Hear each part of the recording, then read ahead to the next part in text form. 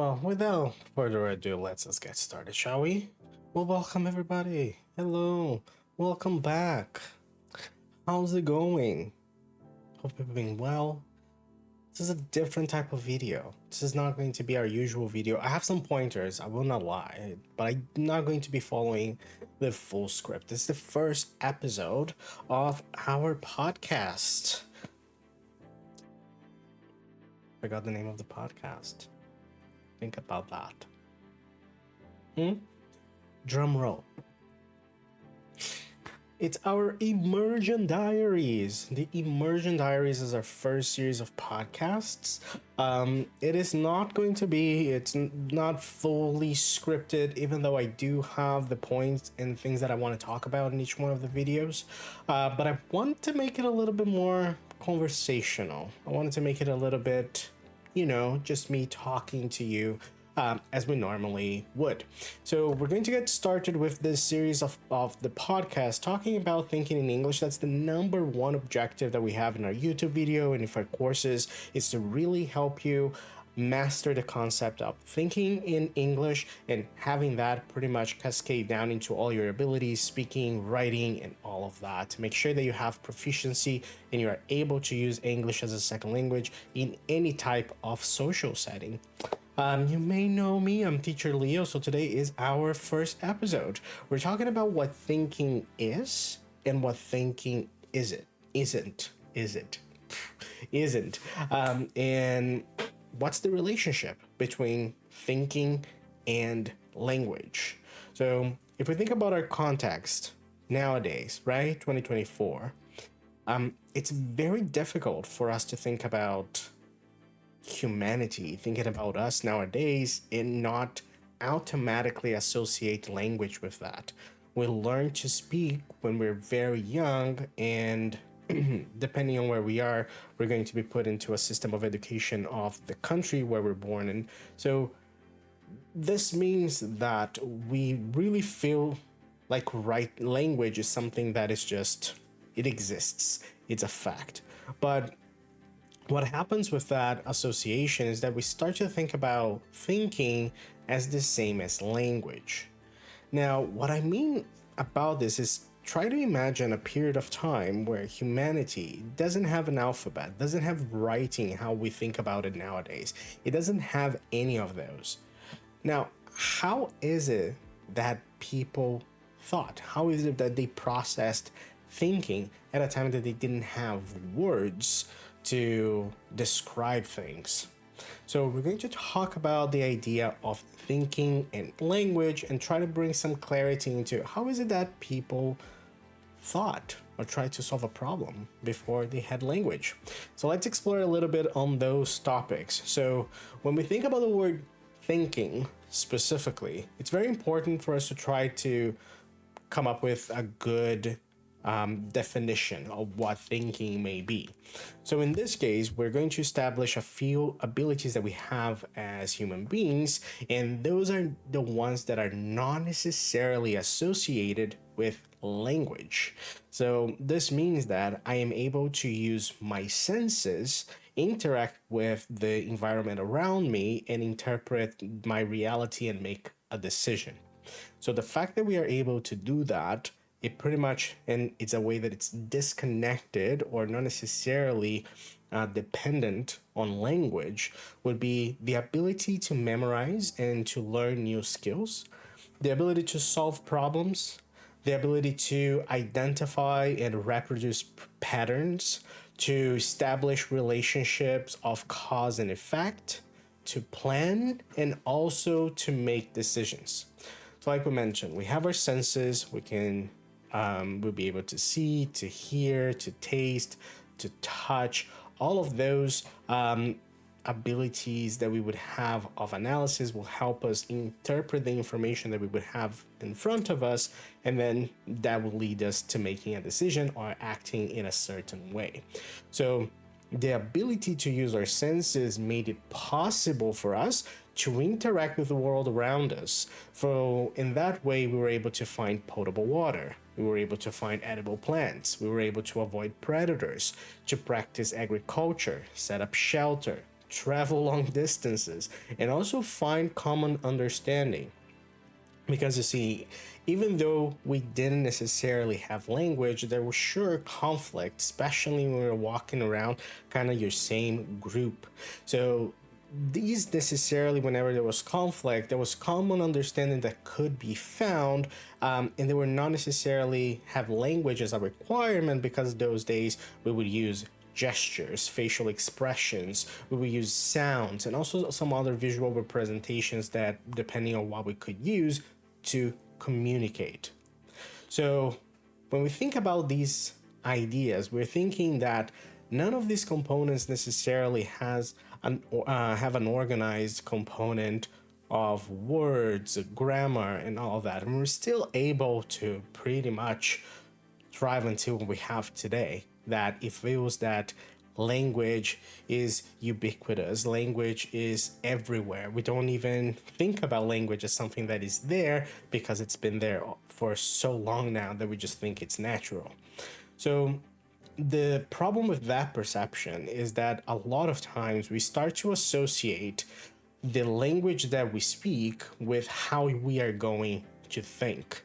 So let's imagine that as we learn our first language, we learn the idea that I can process information, I can try to solve a problem, using language in my head without verbalizing it. So I kind of hear a version of my voice in my head when I'm solving problems, or if I am planning what I'm going to do that day. And as we build that habit, and this habit is built in our first language, we have this kind of automatic association that we can only think if we think in our first language, which then takes us to the idea of translation, that if I want to speak another language, I start from my language and then I use my thinking process to translate ideas. The problem with that is that we cannot translate if we want to use the language authentically.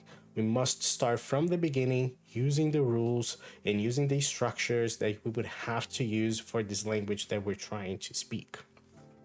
So, first thing for us to consider is, let's imagine the fact that sometimes when I'm processing information, if I'm planning my day, feels that I'm listening to my voice in my head. Now, this kind of voice that I hear when I'm processing, while I'm thinking, is this really thinking? Is this what thinking is? Meaning, is the fact that when I start thinking in my first language something that is set in stone, that I'm not going to be able to change? And that's not the reality. Thinking and language, they're actually different. Our thinking patterns are shaped by our native language, and even some people, when they are raised in a bilingual setting, they learn to be flexible with the thinking skills. So if I were to give an example, for instance, when I was learning my first language, Brazilian Portuguese. So if I look at the picture and I have a blue Beetle, like, you know, the car, if you're Brazilian, you know the name Fusca, for example, and I have it blue. So in Brazilian Portuguese, I would have to build carro azul. Carro azul, right? And if I was going to say that with two cars, I would say dois carros azuis. Now, what happens in English is that the rules are different. I'm not going to say that. I cannot say a car blue or two cars blues. I cannot do that in the English language. It's not how we express pluralization. So in this case here, when we're talking about, I'm going to use a blue car and two blue cars. Now, there are some things that we need to notice in terms of the changes. The position of the words is going to be different, and also the words that I do use in the plural and that I don't use in the plural, they are also going to be different as well. So when I started learning English, I struggled with these structures in the beginning because those two, I was trying to build my communication skills into really separating those two and making sure that when I activated my Portuguese, let's say my Portuguese brain, I would think very automatically in one particular structure, and when I was thinking in English, I was activating another one. So if we start working in translation, we're basically putting these two languages in conflict with each other all the time, and that's really going to impact our communication negatively. So it's quite important for us to consider that the idea of thinking and language, they are not the same, which means that it is possible for me to create different thinking patterns that represent this language that I'm trying to speak. So once we start thinking in English, we'll be much more comfortable communicating with other people, and we'll actually be more comfortable being more authentic when we're using the language. So the fact that we learn a very specific language and that we can identify and repeat the patterns of this language, it kind of makes us think that this is the only way for us to speak.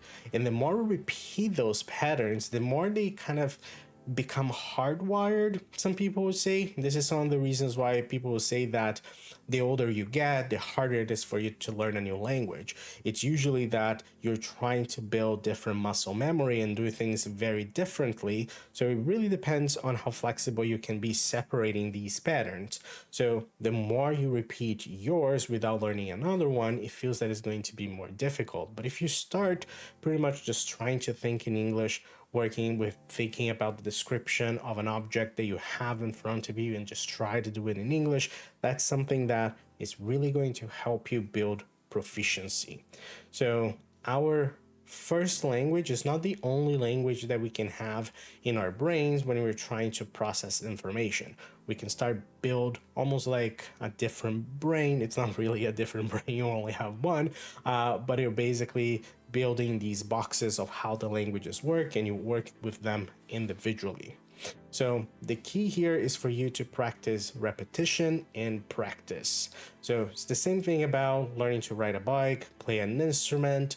The more you do it, the more you practice, the more these patterns become more automatic for us to do, and then the more natural we're going to be able to speak. So when I match the idea of thinking in English and then talking about it, we have to do some things that I'm going to recommend. So mastering thinking in English is about creating new habits through practice. It's not just about learning new words, it's basically reshaping how we think. So by making these new language patterns second nature through repetition, we can think and communicate in English effortlessly. So it becomes a lot easier if we think about the idea of repeating the patterns in our brain in English originally, and we're going to build the confidence to think in English as well. So I do have recommendations of activities if you want to get started with that. So let's take a look. So the first one, and yeah, I'm just gonna go there. You have to study grammar. There's no way out. But I'll tell you one thing. I understand why people are very hesitant when they think about learning grammar. The way that I learn grammar, and the way that I continue to see that when I have students coming in advanced classes, for example, the way that they say that they learn grammar, it feels that not a lot has changed. So I can see why some people may feel very discouraged when they think about learning grammar. But understanding why we use certain structures really helps us build confidence, because then we're going to do repetition, we're going to work with precision, and then the more we do that, the easier it will be for us to build those sentences, to create sentences that we don't have to think about them when we are talking, because we're simply talking and communicating in English. So a lot of people may think that studying grammar is something that never ends, or is something that needs to be extremely boring, but pretty much it doesn't need to be boring. That's the first thing. It's important for us to be able to see concepts and then analyze these concepts from the perspective of real world communication, like checking a book, listening to things and then doing a little bit of like writing down grammatical structures that you identify, things like that. So the more you repeat these patterns, and once you get to the point that you've repeated them enough, they are almost automatic, you pretty much don't need to really study grammar anymore. So once these structures become second nature, you can pause or you can even stop your grammar studies. So there is a finite number of rules. Like, it's not a lot of rules that you have to think about. And these quantity of rules, they were going to produce infinite combinations of sentences. So if you just remember a few of these rules and all of this, you can take a look at the course Storytelling with Verb Tenses that we have in our recorded courses, and you will be able to pretty much start looking at language as a puzzle, and you'll be able to build these sentences a lot more automatically, easily, and that's really going to help with the communication flow. So you master these rules and you'll be naturally be building sentences without overthinking, which I can see a lot people do when they are in communication. So they're talking to someone and they start doing like this. They start to think about the words, and so this part of communication really shows that I'm trying to think about what I'm saying. So if we just learn a few of these grammatical rules that we would have, how to structure a sentence, for sure you will be building these a lot more automatically. If you want to know what I would recommend study first, if you're going to start studying grammar, the idea of how you build sentences when it comes to building phrases and clauses, and also how to create questions in English. That's the number one component that I would encourage you to study. The main reason for this is that when I'm processing an information cognitively, if I'm reading a book and I see a word that I don't understand, for example, I don't want to get to the point that I'm translating, but I can start asking questions to the text. For example, what is the position of this word in the sentence? And based on that, what is this type of word? Do I have prefixes or suffixes? So while you're investigating the language and you're doing that investigation in your mind in English, so that is really, really what helps you build the habit of thinking in English as you go.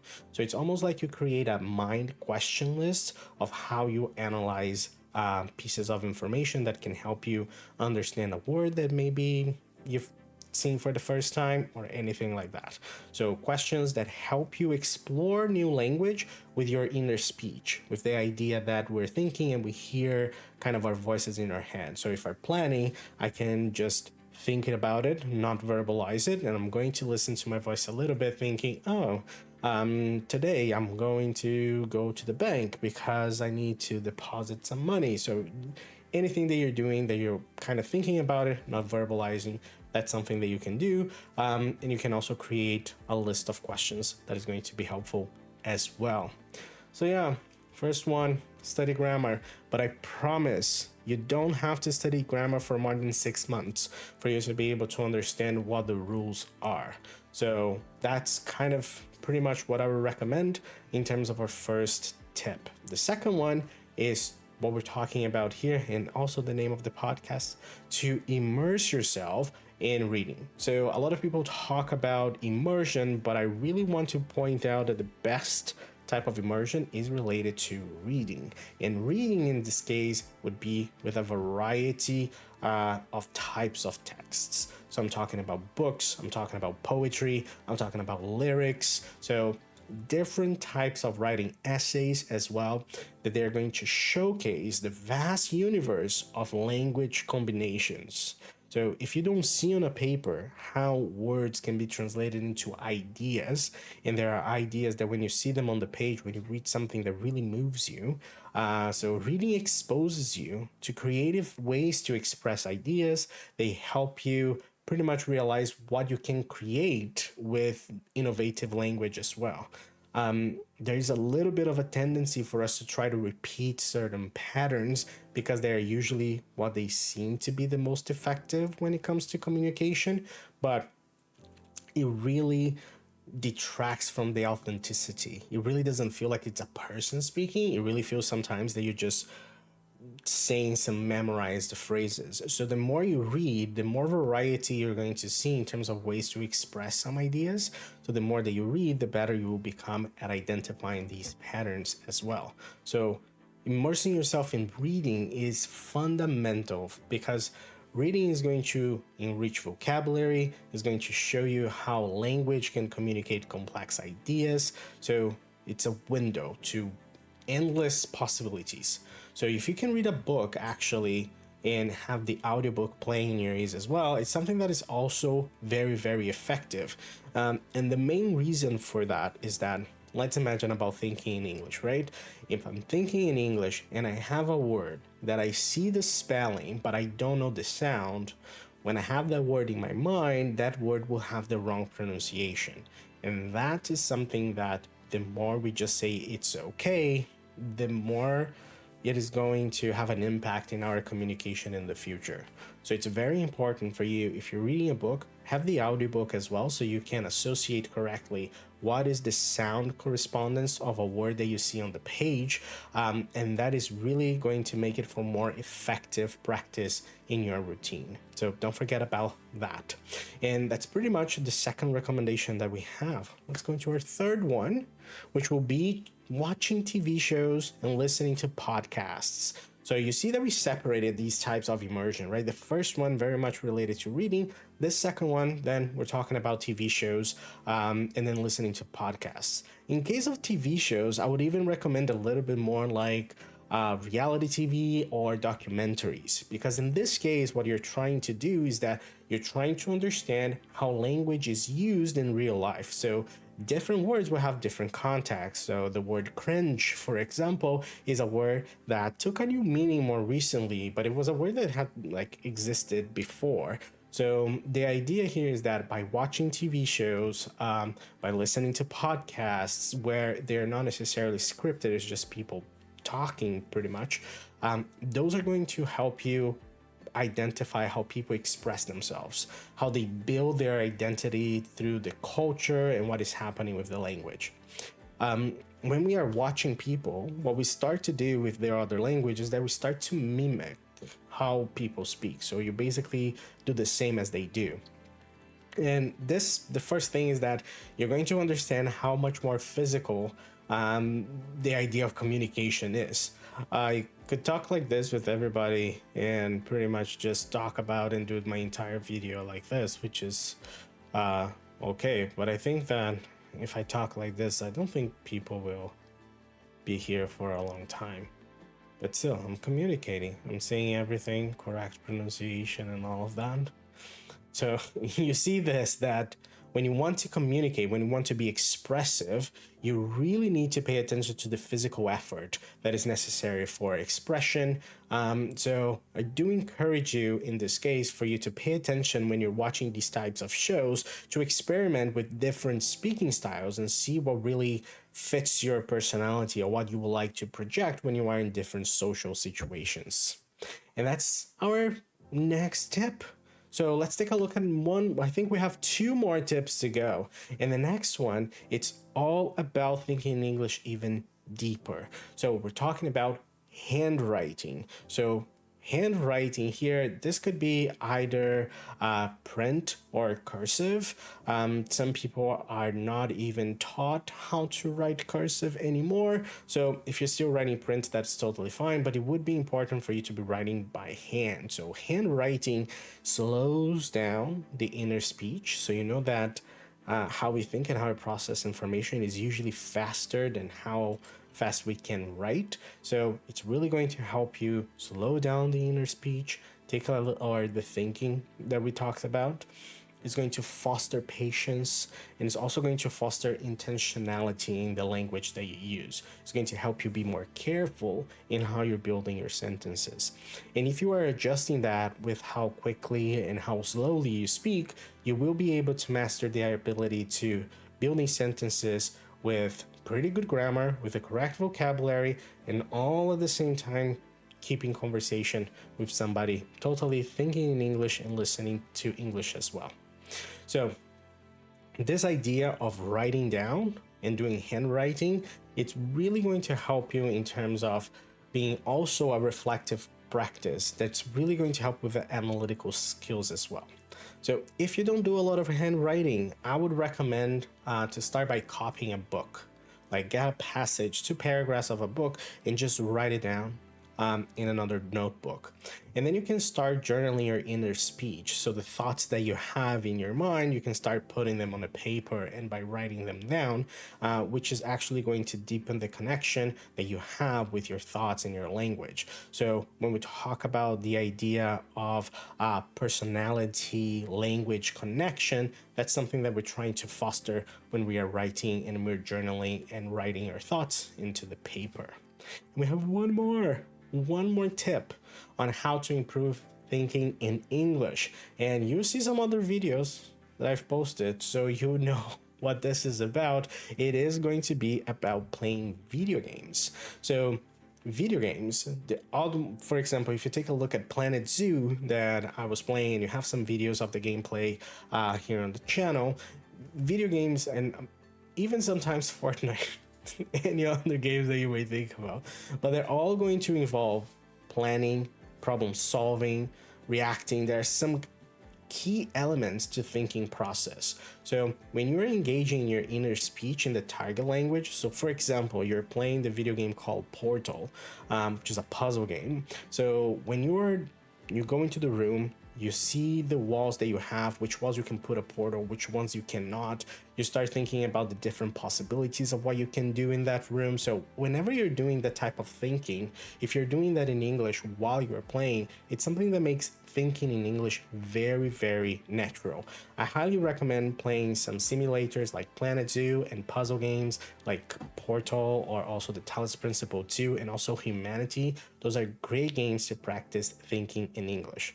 And you can also watch streamers when they're playing. Some of them, they're very good at vocalizing what their inner speech is. So whatever they are thinking, they become very good at verbalizing that. Some of them become very funny. So it's interesting to see how that mind language communication really happens when you're thinking about video games.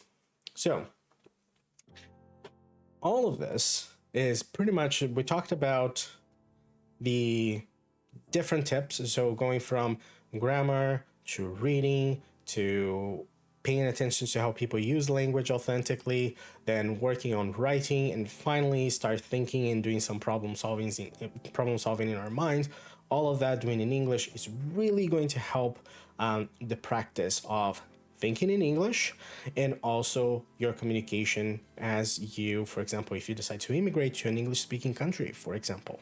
So, of course, that if you want to get some content that is related to grammar, if you want to learn grammar in a much easier, quicker, and new way to learn, please take a look at our Thinking in English bundle. We have 4 courses that you will be taking. We have a promotion for the first 100 learners that purchase the bundle. They have a 50% discount. And we also have some different ways that we have for our Second Nature English to help you. But this is our talk. This is our first talk for today, talking about what thinking is, what thinking isn't, what's the connection with language here, and then, of course, the tips that I will give you if you would like to start the process of thinking in English. This is the first episode of our podcast, the Immersion Diaries. Right now we're talking about pretty much thinking in English, but we will have guests. We will have top 10 lists and a lot more.